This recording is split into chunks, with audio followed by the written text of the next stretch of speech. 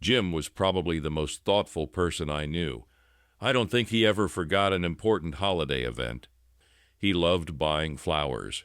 He always gave compliments such as, "You are as beautiful as the first day I met you." Yes, Jim was all of the above to the woman he loved. Unfortunately, the woman Jim loved was his mistress, Stephanie Crowell.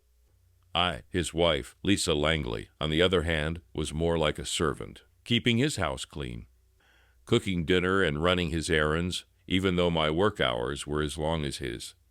It wasn't always like this. In high school and college, I was the girl that many people were looking for. Jim considered himself lucky to have me when we got married. Now I don't think he thinks that way anymore.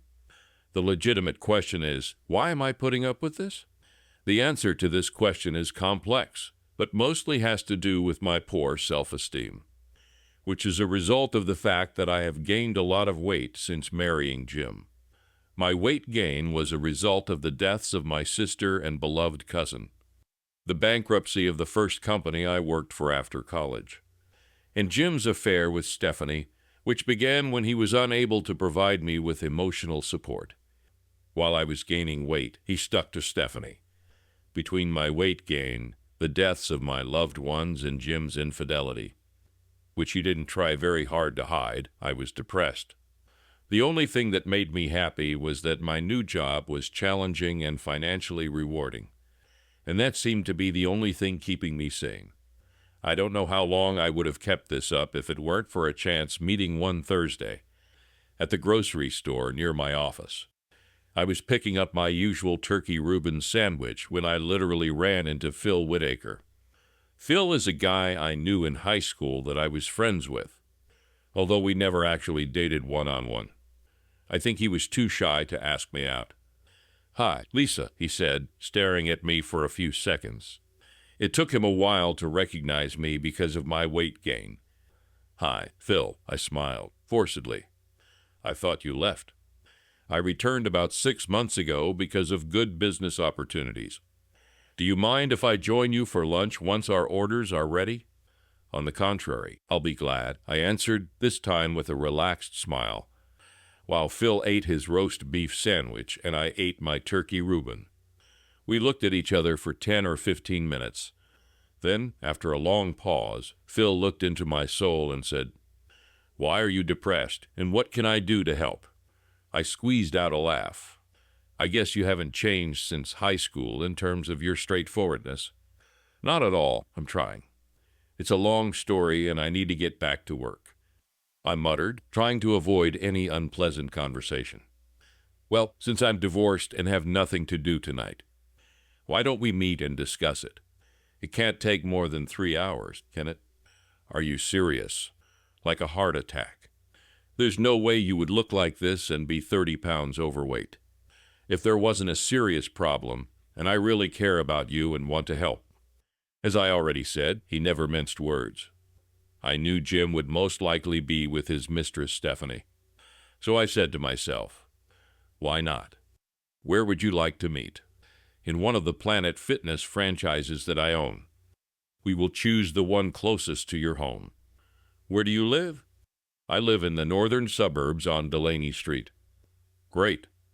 You're probably no more than 2 miles from my establishment on Borden Parkway. Here's a card with an address and a phone number," he said, rummaging through a pile of cards in his inside jacket pocket, and pulling out one with the location of Planet Fitness, which indeed was only a mile from my house. "See you there at 6:30 p.m. Then, without further ado, he stood up, shook hands, and left. As expected, late in the afternoon, I received a typically cryptic text from Jim, saying that he would have to work late, meaning he would be busy with Stephanie, so nothing would stop me from meeting Phil. I got to the Planet Fitness on Borden Parkway around 6:20 and walked up to the front desk, where a well-built young black woman was tending the counter. "Hello," I said. "My name is Lisa Langley. I'm here to see Phil Whitaker."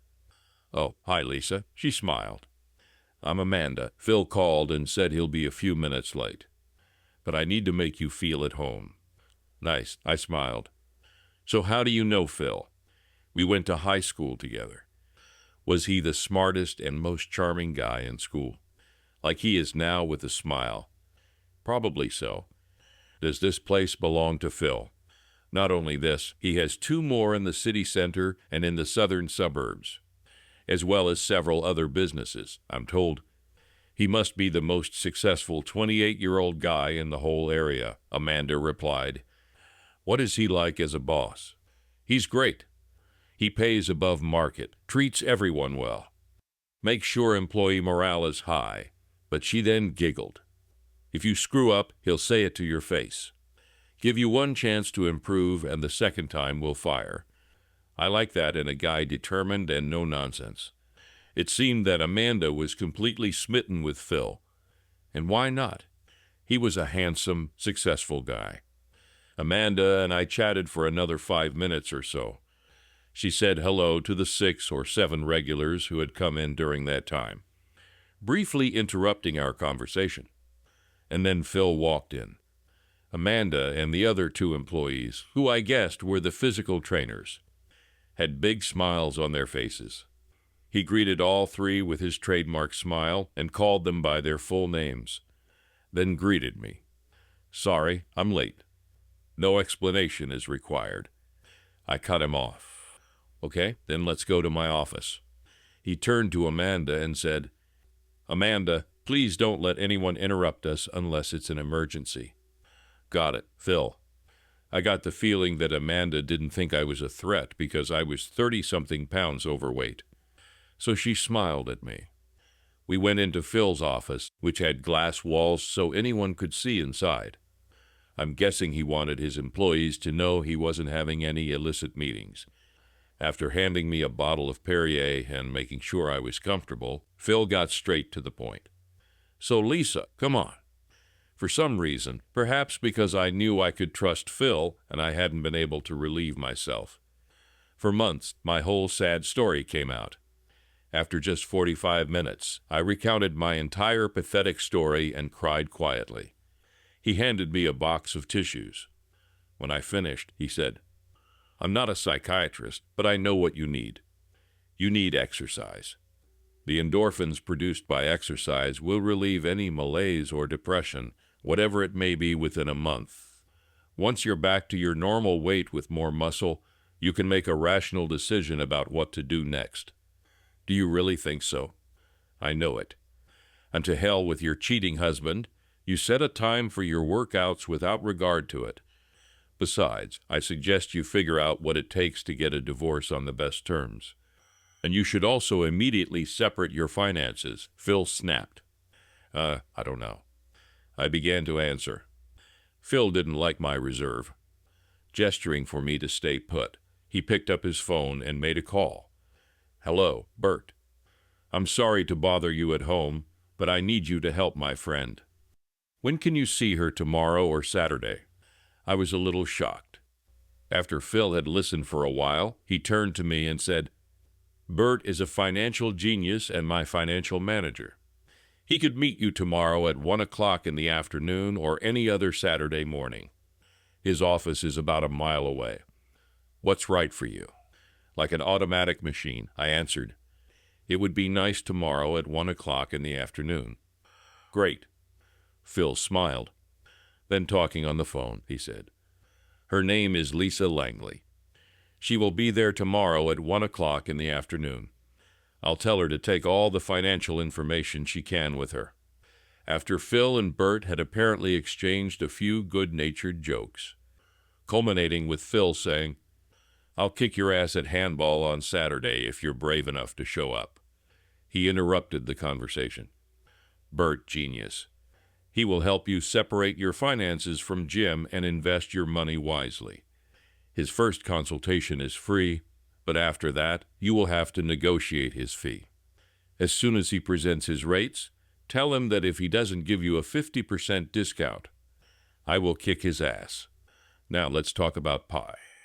I'm not sure I started, but Phil couldn't be stopped. Since I'm not going to charge you for the first 6 months of training, you'll have enough money to use the same pie. I used to get everything I was owed from a competitor and my cheating ex-wife. Now here are the details.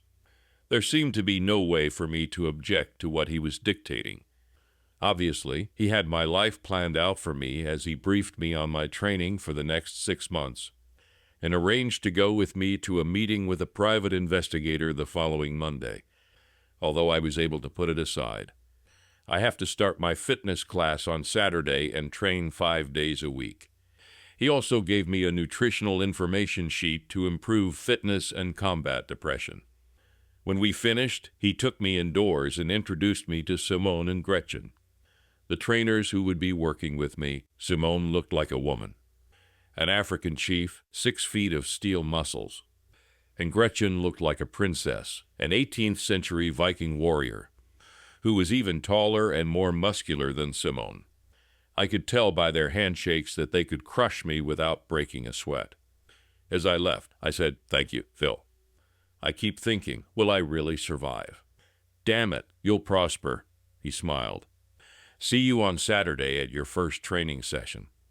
I'm not usually one to let anyone dictate my life. However, my life was miserable at that point, and I had real confidence in Phil that he could get me back on track. So I decided to just go with the flow for 6 months and then reevaluate. Despite the hell Jim put me through, I felt like I might still love him and wasn't sure about divorce, but decided to see what the future held for me. Bert was very helpful and actually gave me a 50% discount. I met with a private investigator, and she told me she would have a report within 3 to 8 weeks. These 2 things went off without a hitch. Physical fitness? No. Simone on Saturday and Gretchen on Sunday were brutal sadists, who would have been great torturers if you lived during the Inquisition.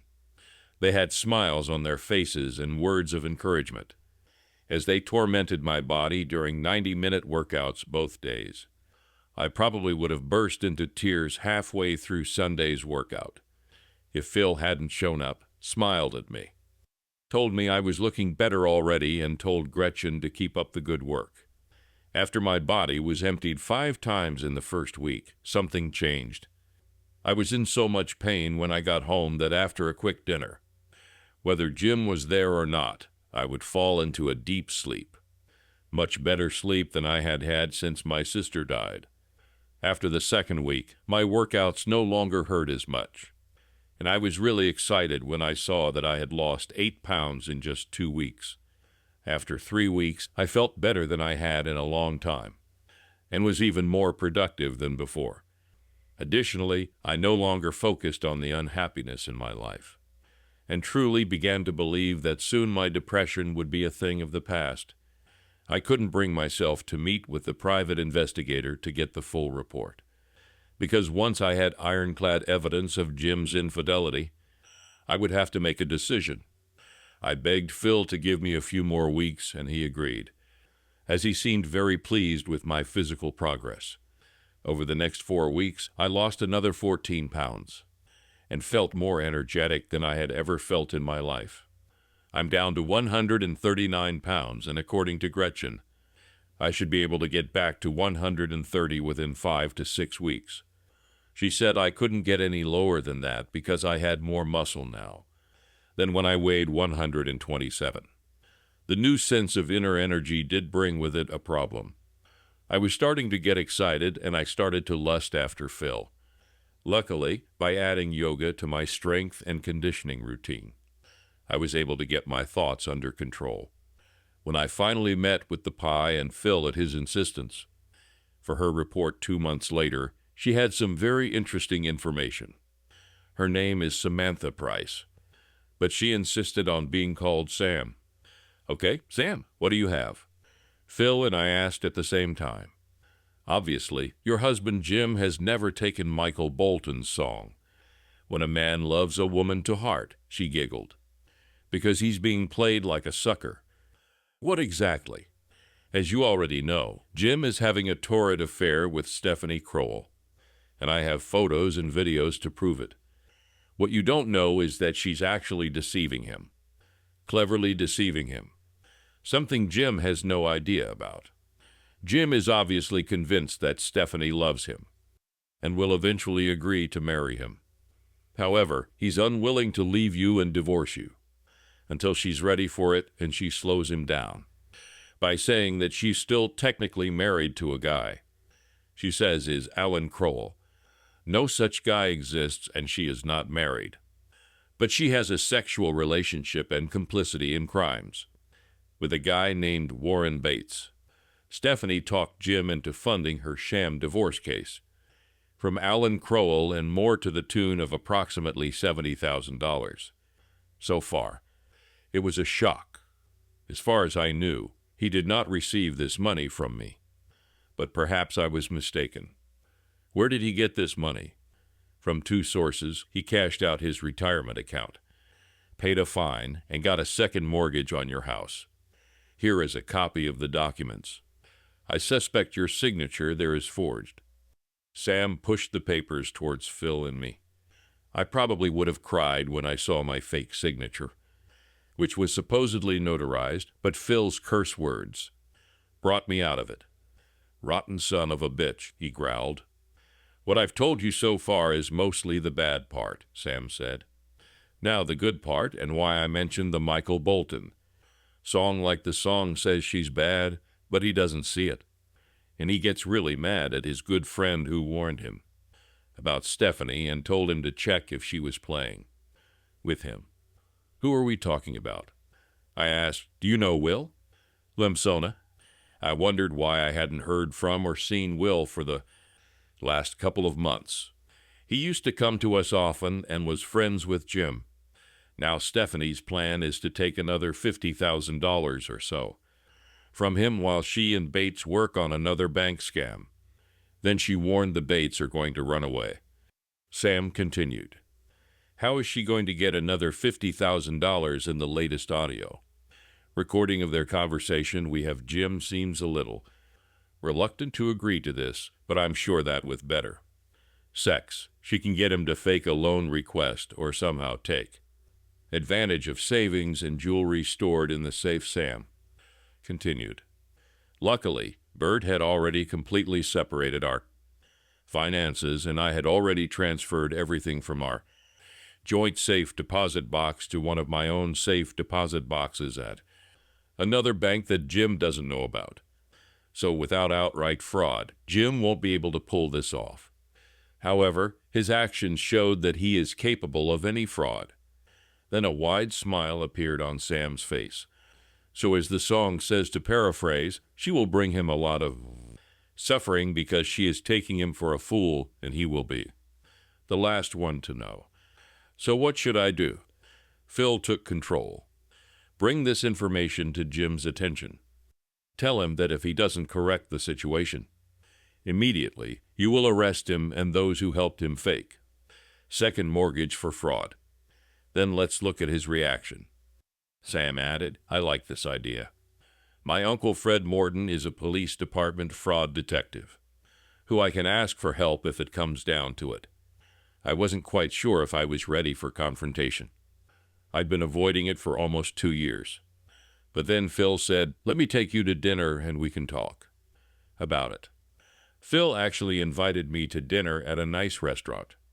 He was the perfect gentleman except for one thing. He didn't let me order and ordered my food himself. I started to protest, but he said, "You're making good progress, and I don't want to see any backsliding. I make it my personal mission to get you to 130 in 6 weeks. The twinkle in his eye when he said this made me believe that Phil was helping me out of more than just the kindness of his heart, that perhaps he had a sexual interest in me. I trembled with anticipation as I thought about it, and then put it out of my mind during dinner and on the way to my car. Phil convinced me to quickly meet Jim. He offered to accompany me, but I refused. I told him that I needed a few days to gather my courage, but I would do it on Friday night when it was unusual for Jim to be home. We were finishing dinner. I told him we need to talk tomorrow morning. "I can't," he said, stuffing his mouth with the last piece of pork chop. "I have to leave at least from 9 a.m. to 3 p.m. Stephanie can wait."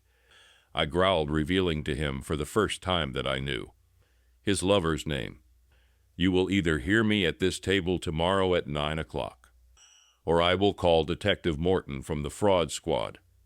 I don't think I've ever seen someone's face go completely colorless before. He swallowed the rest of the food. Otherwise, he might have choked. I could talk to him in the evening, but I wanted him to have trouble sleeping at night. Oh, are you talking about? He stammered, unable to form a reasonable sentence. Also clear the table and put the dishes in the dishwasher. I had a hard workout this afternoon, and I'm too tired. Finally, today you will sleep in the guest room. I giggled. You can't tell me what to do, he said when his courage seemed to have returned. I just told you, and if you don't want our conversation tomorrow to go off the rails, you will do as you're told. I snapped, looking down at him. I slept well. Jim must have not gotten enough sleep, because the next morning, when I sat down with him at the kitchen table, he had bags under his eyes. He put the dishes in the dishwasher. So what's up? He asked nervously. I growled. It's about your affair with Stephanie Crowell and how she and her fucking buddy Warren Bates are playing a prank on you, and how you forged my signature on the mortgage document and gave the money to the bitch. That's what it's about. I then deliberately, abruptly placed in front of him in order photographs of his indiscretion, a statement of withdrawal from his retirement account, a photograph of Stephanie and Bates kissing, and a document on a second mortgage with my forged signature. As a finishing touch, I then played back for him a portion of the conversation that Sam had recorded between Stephanie and Bates, where they talked about fleecing him out of another $50,000 and then running away after their bank scam was over.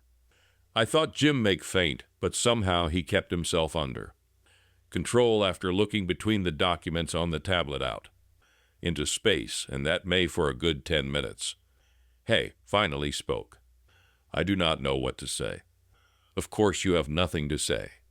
However, what you will do is call Detective Morton yourself, I said, placing Morton's business card on top of the documents on the table to tell him the whole story and work with him to get the love of your life thrown in prison.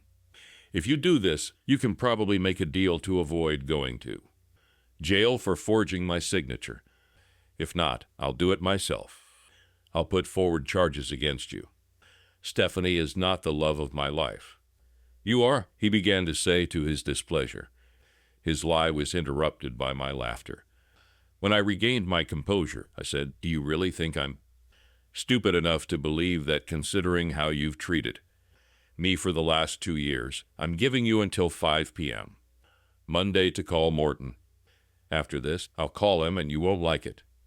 I got up to leave for training, but I just couldn't help it. So before leaving, I said, hey, Siri, play When a Man Loves a Woman.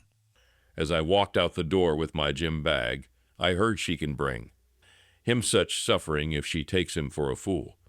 He's the last one to know. I wondered if those words had gotten through to Jim.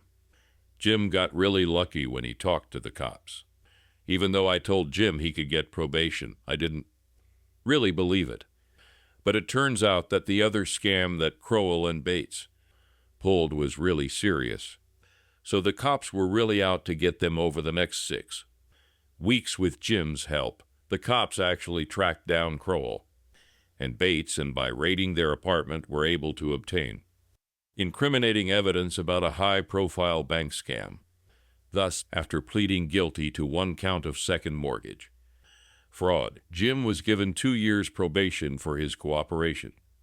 An agreement to testify against Crowell and Bates, as I had expected and planned with the divorce lawyer Phil had, set me up with pleading guilty to the charge of adultery made my divorce from Jim the right decision. He was not successful in dividing the assets because apparently family law judges do not take kindly to husbands who cheat on their wives by having an affair. All of the money Jim received as a result of our breakup was used to pay off the fraudulent second mortgage, and the approximately $10,000 he was short on was covered by the prosecutor with some of the money seized from Crowell and Bates. I received almost all the proceeds from the sale of our house, minus the amount of the first mortgage, and together with the money that I kept separately from Jim, my finances were fine. And I immediately rented an apartment near the city center because I had a lot going on with work, my divorce, and the lawsuit against Crowell and Bates. It took me almost 2 months from my first dinner with Phil before I was down to 130 pounds, but the extra time was worth it. During this time, my ego was constantly inflated by the stares I received during my 90-minute exercise sessions and how often I was accosted while doing even mundane tasks like shopping or walking in the park. Horny men paid extra attention to me, not only because I now had a body that was even better than when I was 21, but also because of the confidence I exuded and the constant smile on my face. The only downside was that Phil seemed annoyed by the extra attention on me. He seemed hesitant to get close to me because of my newfound confidence. However, I had plans for him.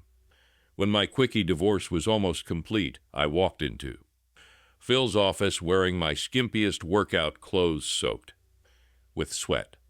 His eyes became as big as saucers. He was talking on the phone, but quickly disconnected. "Sorry to bother you, Phil," I said, "but I hope you can come to my house for a dinner party this Saturday night. You have been a great help to me, and I want you to know that. I appreciate it." Of course, Lisa. At what time?" "How about 630? Here's my address." I continued, handing him a piece of paper. "What should I bring?" "Nothing but your appetites." I smiled as I walked out, wondering if he would understand the plural of appetites. Phil seemed surprised that he was the only guest at the dinner party. He seemed even more surprised when he couldn't smell anything cooking. I don't know if it was surprise or lust on his face when he saw my skimpy outfit. After a casual greeting, I asked him to sit next to me on the sofa in my living room. "When will the other guest arrive?" "You are my only guest." I smiled. "However, before the evening continues, I need to talk to you about something. Okay?" He answered cautiously. "Why have you been so nice to me for the last 7 months? Why did you help me completely change my life? Did you expect my depression to turn into happiness?" I quickly asked these questions and several others without giving him a chance to answer, when all Phil could do was open and close his mouth without saying a word, like a fish out of water. I picked up my high school yearbook from the coffee table and read the note. He wrote in it our senior year to the best girl in Redmond. High school. Good luck in the future. Gentle Phil. Then I looked into his eyes and asked, "Is it because you had a crush on me in high school and were too shy to ask me out? And you hoped that if you helped me, you could get a second try?" He imitated the caught fish for a few more seconds before I put him out of his misery. "If that was your plan, Phil, then it worked." I stood up and took off my sundress, the only piece of clothing besides mine, 4-inch heels, which I was wearing. He was still imitating a fish until I sat with my bare butt on his lap, which was not easy to do given the state of his penis, and planted tender kisses on his lips. After about the 4th kiss, he seemed to snap out of his trance. "Where is your bedroom?" he growled. "At the top of the stairs. First door on the left," I purred, before pressing another kiss to his lips. With strength, no doubt, fueled adrenaline and testosterone, he stood with me in his arms and carried me up the stairs while I covered his face and neck with kisses. Long story short, he stayed until Monday morning. We didn't eat fancy food, but we maintained our strength by snacking occasionally, getting some sleep, and taking regular showers together. We didn't really have any serious discussions. It seemed like we were more interested in finding all of each other's erosional zones than having a serious conversation. "Okay, Lisa? Spit it out. What does this weekend mean?" I smiled as flirtatiously as I could and said, "Since you are My savior, I am yours, and I am ready to do whatever you want with you. What if I want you to get pregnant? Then I'll stop giving my injections. What if I want to marry you? Then I will have to love and cherish you until death do us part. I'm certainly glad that the mistress who is the love of Jim's life, to paraphrase Michael Bolton, caused him so much misery, made him look like a fool, and he was the last to know about it. But the most important thing is that she left me free so that I could be with Phil. Subscribe to our channel so that your second chaff doesn't cheat on you, and go ahead and listen to the next story, because this story is nothing compared to the next one.